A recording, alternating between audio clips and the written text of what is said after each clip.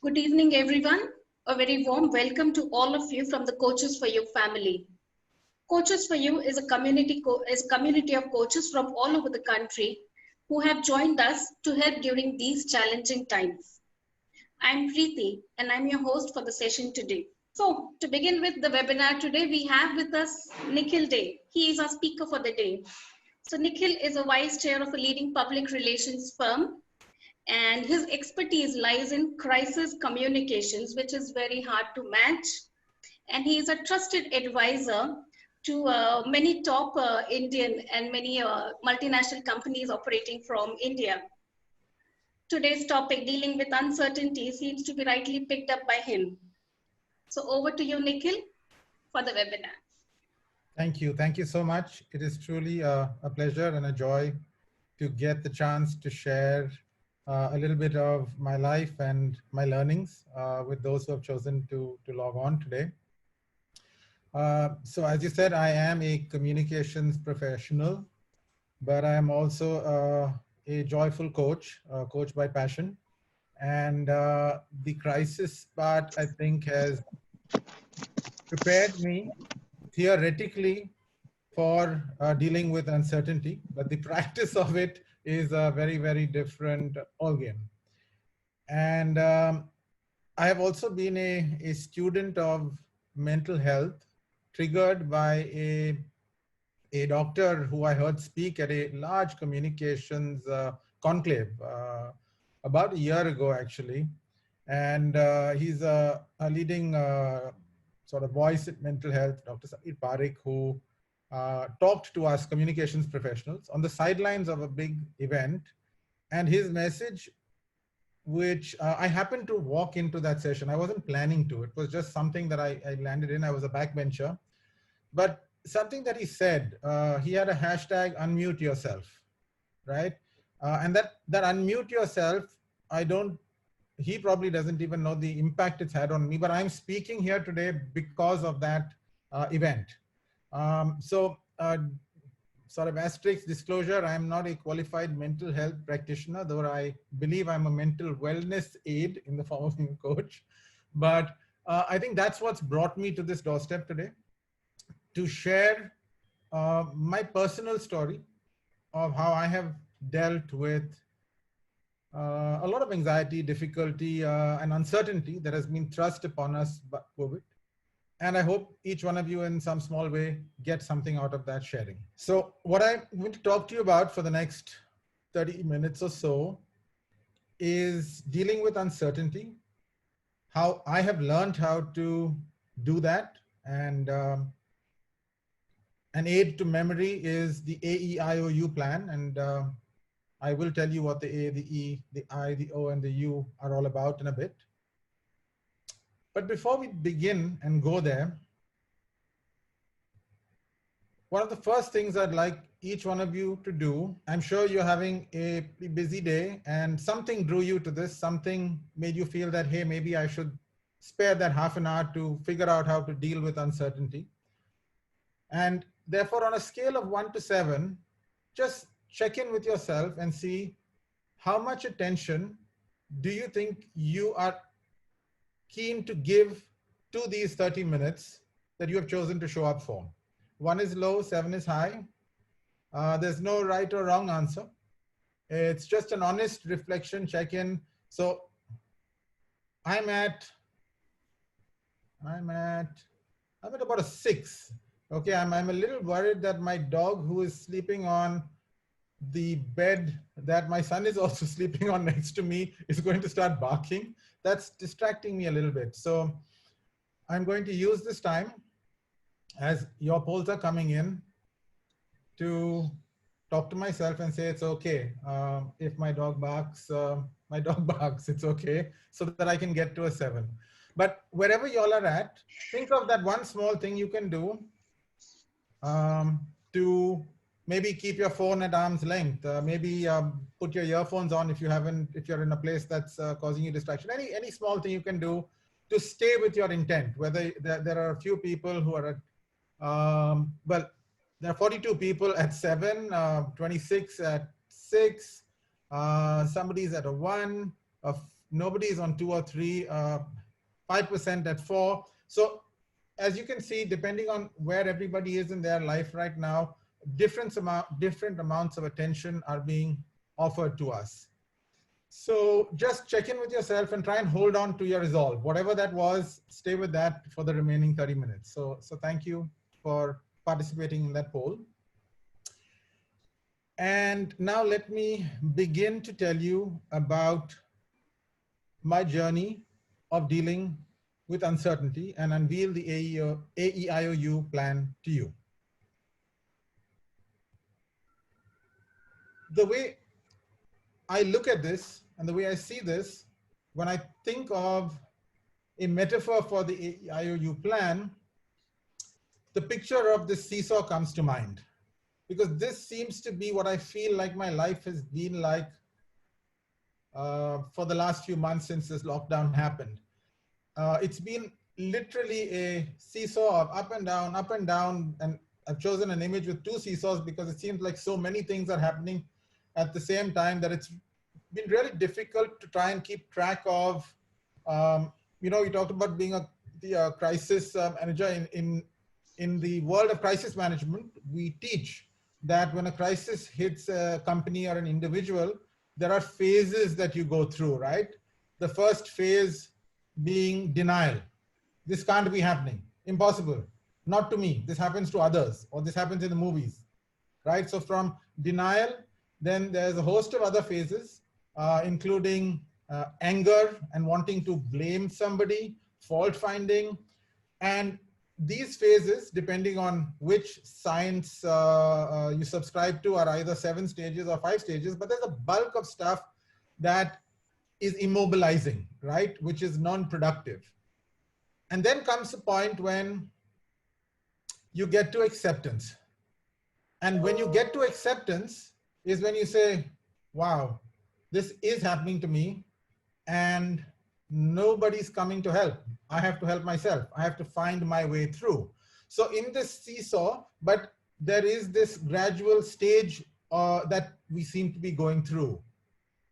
In my life in the last 5-6 months, it's not followed that textbook phase, in the sense that I seem to go through these cycles again and again and again. So it's not like I can get to acceptance and then I'm into recovery and into all this great space of I'm now back in control. I get there, but then again, I tend to find myself going back into some amount of anger, some amount of denial, and new triggers come.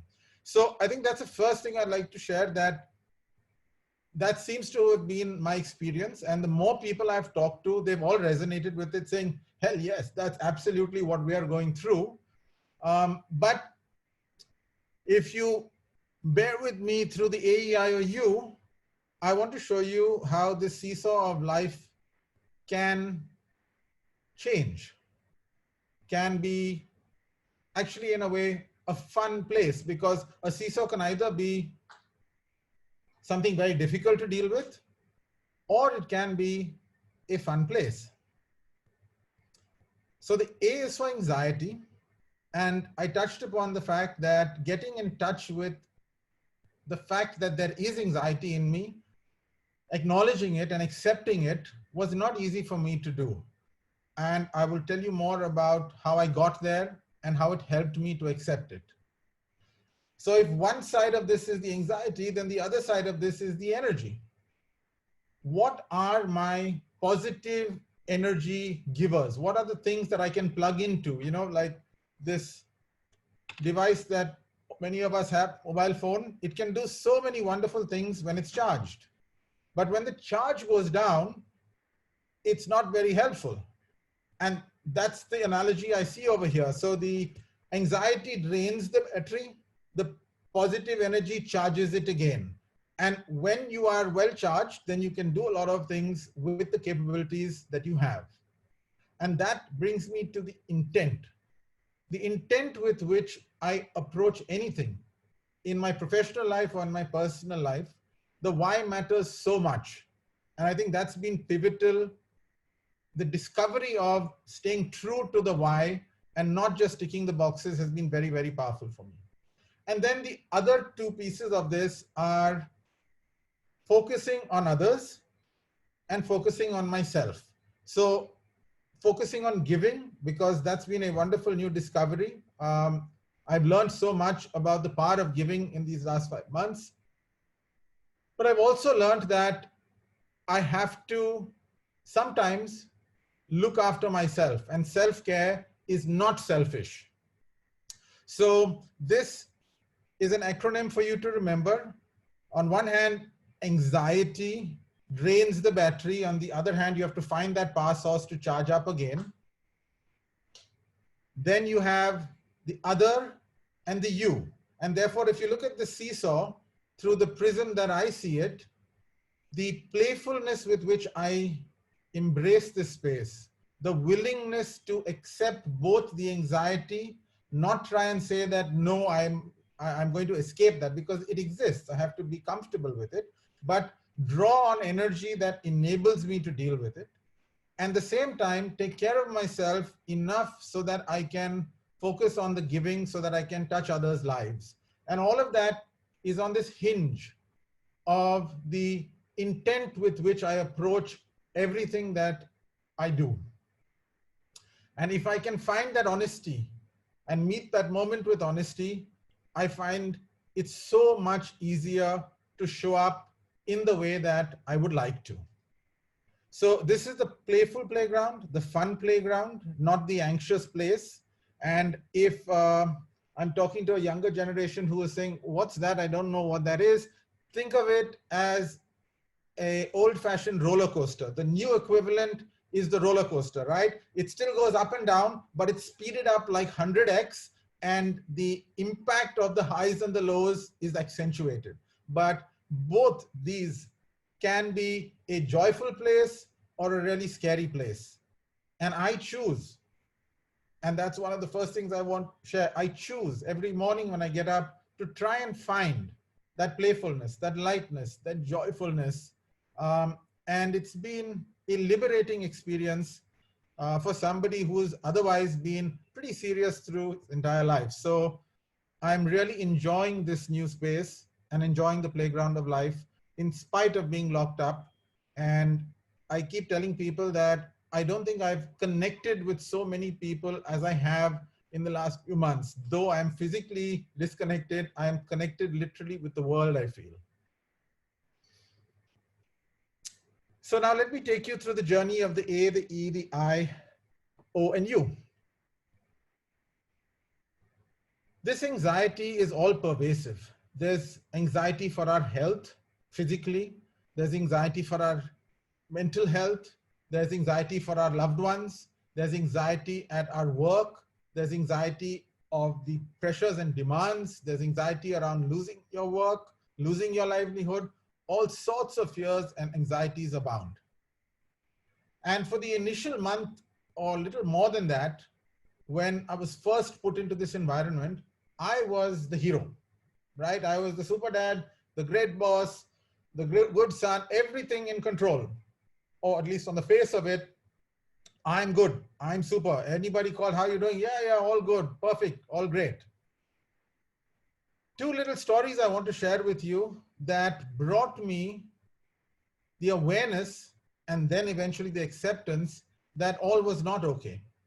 One is my niece, who's just turning into her teens, lives in a beautiful part of India with my sister, brother-in-law, parents. They all run homestay resorts in Wayanad in Kerala. They have everything that you would want to weather this storm. A 300-acre plantation with not too many people around, so they can go for walks without masks on. They have the run of the house. They've shut the place down. So an idyllic setting. And yet one day when I was talking to her, she calls me Uncle Nick. She said, Uncle Nick, you know what? I just did a really cool video, and she corrected me. I called it a therapy session for stuffed toys. She said, no, Uncle Nick, it's a group discussion.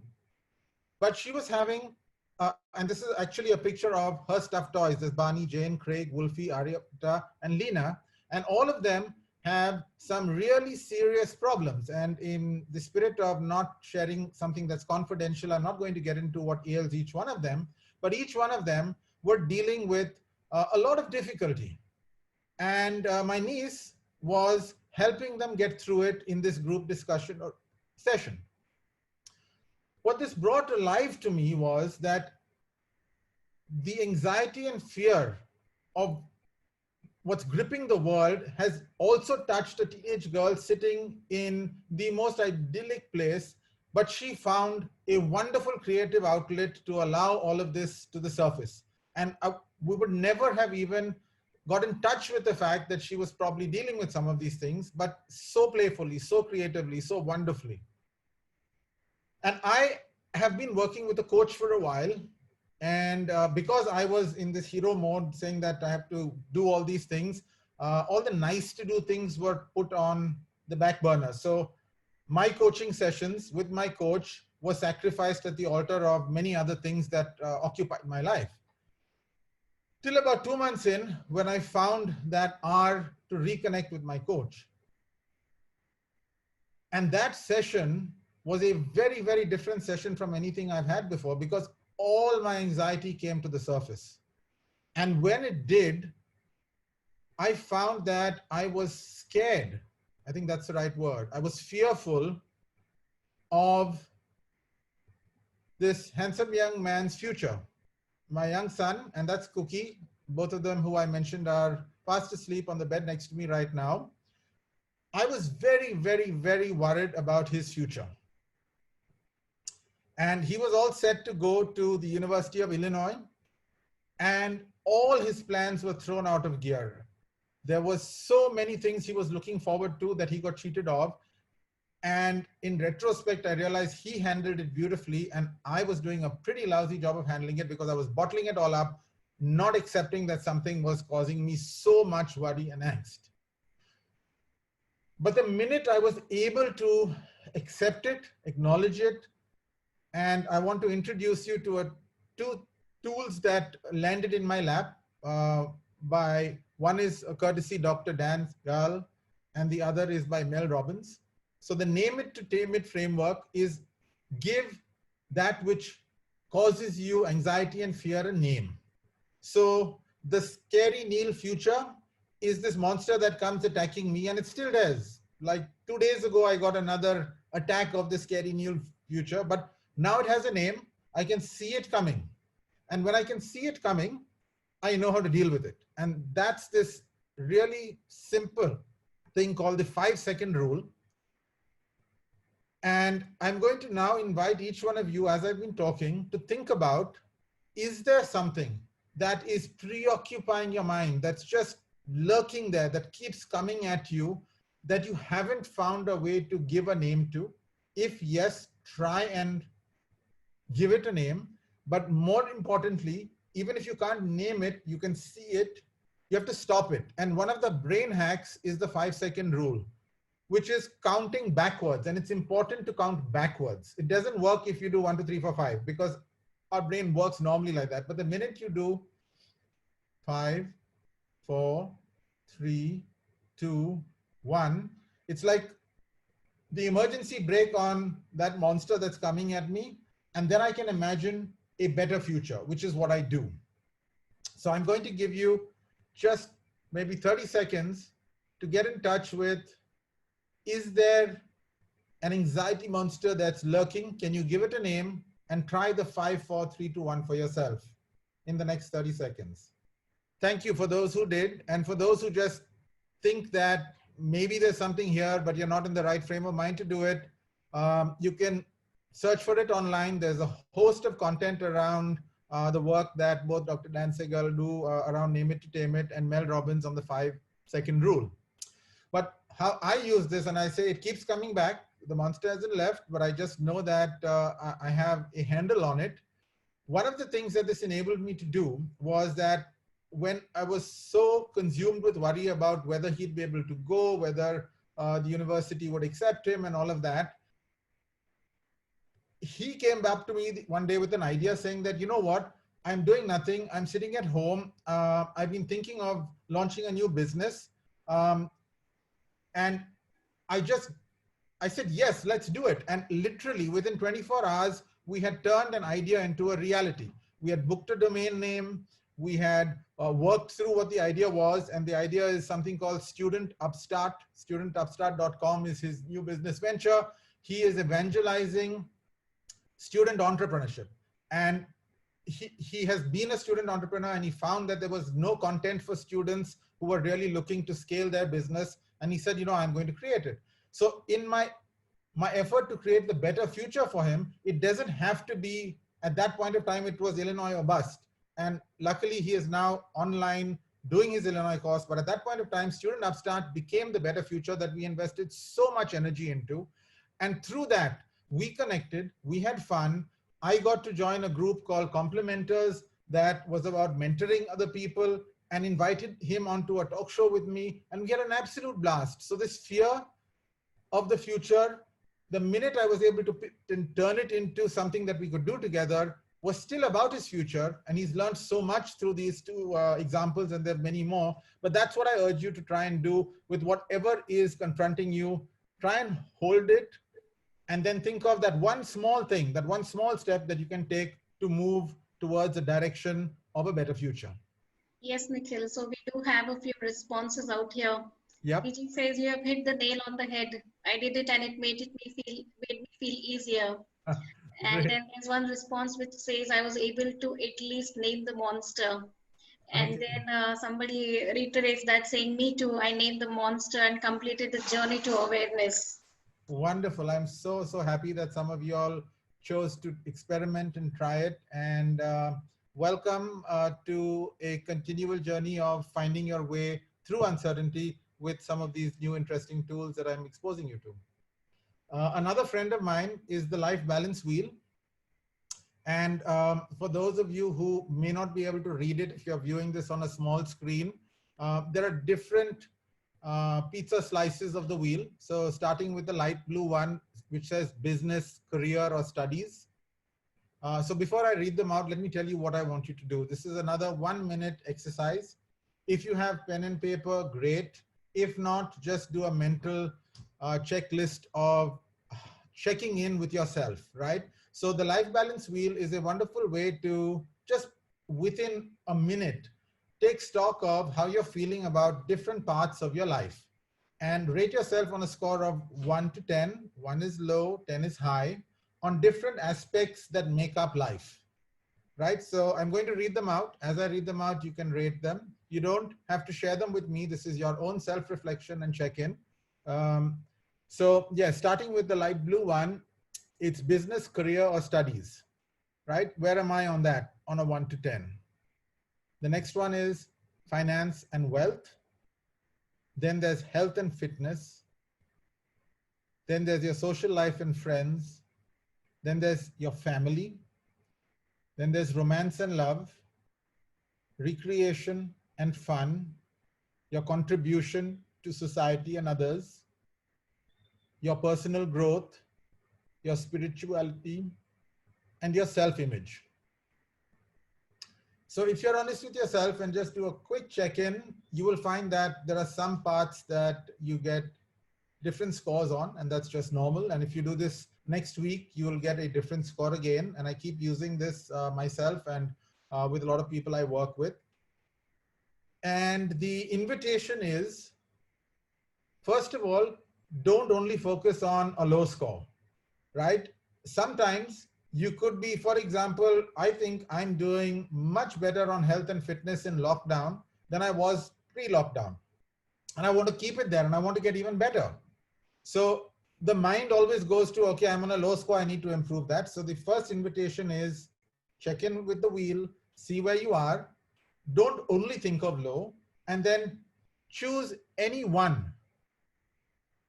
And I'm going to again give you 30 seconds to just reflect on where you are. Choose any one that's calling you, saying that, yes, I need to work on this aspect. Okay. Now that we found some interesting tools on how to deal with anxiety, both in terms of acceptance and finding where I want to work, now's where you can embrace the power source, plug into the energy source. Each one of us have different things that energize us. I'm going to share with you my sources as I am. Think about what yours are and how you can dial up or put in a regular cadence of charging. So for me, it's about getting mind, body, spirit aligned, and therefore emotion and motion. So the mind and the spirit comes to me a lot through meditation, and there are a host of free apps. I use one called Insight Timer. There's also Calm and a bunch of others that exist. And I actually have been able to do 30 minutes every day religiously. And I use the word religiously because it's literally a religion, right? Like you commit to something and it becomes a ritual, and that becomes part of my life. Even on the days that I don't feel like doing it, I still do it, and it's very powerful. So find what it is that works for you and make it a ritual in your life. And the other one is I'm an avid enthusiastic tennis player, and I haven't been on the tennis court for the last 7 months. And my initial reaction was just grumpiness. And then one fine day, my wife and I decided, you know what, let's try out an online workout. And we found this awesome guy called Team Body Project, who has beginners workouts, right? And they are low impact, all standing, the kind that doesn't make you feel bad about yourself, but that allows you to enjoy moving. And we've done this pretty much 5 days a week for the last 5 or 6 months. And it's been not just a way to move our body, but it's a wonderful half hour that we spend together as husband and wife, and we found something to do. So 2 wonderful things that give both of us energy. The other things that I have found that are big rechargers for me is I write weekly, and I have a column that I publish, and I just think of what did I learn this week, and I write a small piece and I put it out for the world to read. But the act of writing and reflecting is a energy giver. And I was also so lucky to find my way into this awesome bunch of people called CoachesForYou, who embraced me with open arms, who have taught me and shown me so much. But in the weekends that I spend working with the clients they assign to me, or even preparing for a session like this, is my recharge. I feel so positive and energized by this work that I'm doing. So these are my energy sources. My invitation to you is reflect on what yours are, but ritualize them. Make them a regular part of your life, because as I said, this thing keeps running out of charge, and it's not enough to do it just once. You have to keep an eye on when the charge is running down and then plug in again. This sits on intent. Okay, so I'm mindful of time, so I'm going to speed up a little bit. Intent is about the reason why I do something and honesty with it. So in the work world, there are 2 stories very quickly. One is just before lockdown happened, I had signed up with a client to conduct something called a messaging workshop, which is to help them recraft their narrative. And knowing that we were going into lockdown, we sped it up, closed the thing, signed it off, job done, handed over. A month into lockdown, I got a call from a client saying, hey, you know what? I know this project was concluded, but we have a requirement for you to walk the senior leadership, the CEO through it again. Would you be willing to? My first reaction was, you know, I'm off the clock. I don't need to do this. But the intent saved me.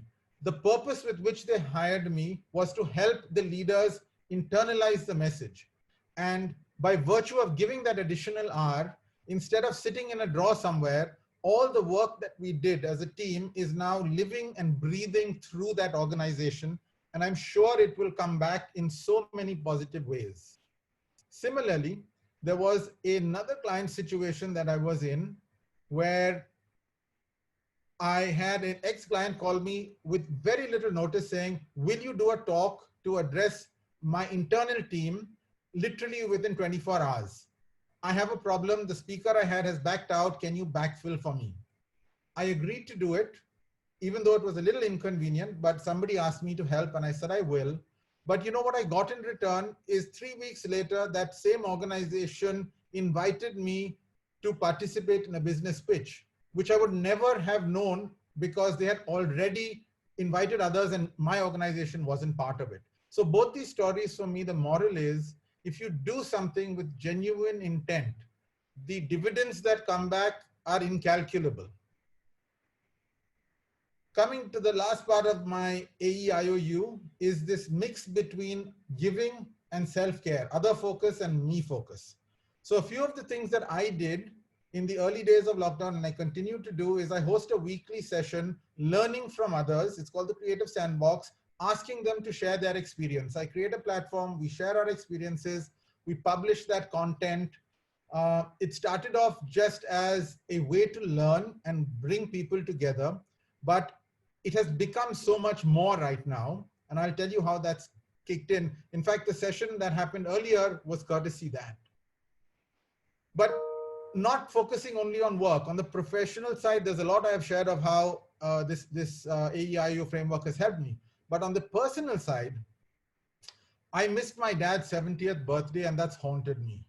I made the stupid choice of choosing a work event over being part of my dad's 70th birthday celebrations. And I went the next week, but it wasn't the same. But I learned so much from that one mistake I made, because on the 73rd birthday, while we were physically apart, we were beautifully connected, because my sister and I came up with a plan, aided by my brother-in-law, to set up a musical Facebook live performance with an ex-classmate of ours. And we had friends from around the world connecting with my dad and making it a truly special moment for him. So even in lockdown, there has been, in fact, I talk to him every day, which I never used to do earlier. So there's been so much more connect that I have now than I had earlier. So that's what I want to think about. There's a way to connect with the others in your life, both professionally and personally, if you really put your mind to it and find a way to do it. And the last thing is, I do a lot of teaching, and I decided to embrace online teaching to try and learn from that. And in the process of doing that, I reminded myself that I need to practice in my organization what I was preaching to the students, and it helped me again. So in focusing on the others, it helped me. So there's so much you get from giving to others. And absolutely last, but absolutely important, is please, please, please make the time to press pause and take care of you. So this is my beautiful cookie. That's me in my office space, which is my bedroom lazy boy chair, grappling with all this uncertainty. And look at that joyful smile, partly because cookie is there on my lap, coexisting with my laptop. But I think what I've shared with you has enabled me to smile through some really difficult times and focus on this little diagram that I've borrowed from the internet with credits to say there are a set of things that I can control, and there's so many that I can't. So for example, the actions of others. When I used to go out and I see maskless people, I used to go, oh my God, what is wrong with them? And I used to get really angry and really hassled. But now I wear my mask and I stay far from them, right? Because I can't control them, and it's not a job to control them. There are so many things in my control that can make my life wonderful if I choose to just focus on them. So that's my last little sort of tip for you. Reproduce that diagram, write the things that are in your control, write the things that are irritating you, irking you, that you have absolutely no control over, and forget about them. Focus on that beautiful space that you control. So on that note, I will end by saying that this has been what I keep telling myself. I can only give my best to others when I am in touch with the best in myself. And to do that, I need to take care of myself. I need giving. I need to focus on energy sources that empower me. And I need to accept and acknowledge the things that are scary to me.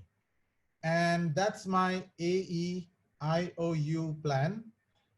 Before we take questions, I want to end with another quick little poll, which is asking each one of you to check in with yourself and try and understand how willing you are right now, again, on my scale of 1 to 7, how committed you are to finding that action that you will ritualize and make a positive energy source for yourself, right?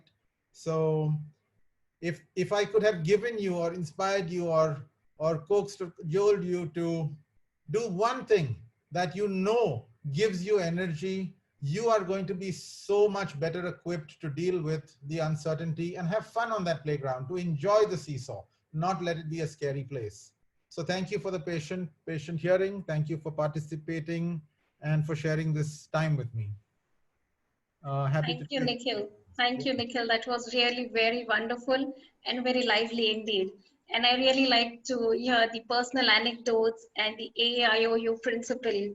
So also the 5-second rule and the wheel of life and the CFY energizer, which most of us relate with. So thank you for that a lot. And also feel free to avail the no-cost coaching conversation by logging into our site and availing the benefits. Please pass it on. Nikhil, Viji's got a question. She is asking you to talk about your unmute yourself. Vijay, unmute yourself, as I said, was the message I got from this doctor who's a psychiatrist at Fortis. And he said that it is the responsibility of every leader to create an enabling environment for people to talk about their mental health, right? To create in an organizational culture the normalization to say it's okay to say that I have a problem. And for example, if you cut your hand, or if you have high blood pressure, right, the organization rushes to your aid to put a plaster or to send you to a doc. But there is so much stigma, so much worry attached to saying that, hey, I'm dealing with depression, or I have ADHD, or I have anything like that, right? So any mental illness, people are very, very, very scared and worried to allow their colleagues to know. And therefore, creating a supportive environment in an organizational context is what Dr. Arik was evangelizing. And it was something that hit me like, whoa, I've never thought about this as a responsibility, that this is something that I should be part of the solution to. And that was the turning point, because since then, in fact, my column is called Left Brain, Right Brain, and I talk about two things, creativity, but a lot about mental health, way before it became such a big deal in the current context, right? So it's something that my eyes have been open to, and I believe if we just talk about, the minute you talk about something, it's like a weight is lifted from your shoulders, and there are people who can hold your hand and help you through. So that's what unmute yourself is. So if anybody has a span of control who can create some small way in which they can urge their people to share, I think that's my ask. I hope even one more person unmutes. So, yes, Nikhil Thirumal here. Yes, I'm from Thirumal. Hyderabad. A great session. I liked the ideas. Name it to tame it was quite catchy.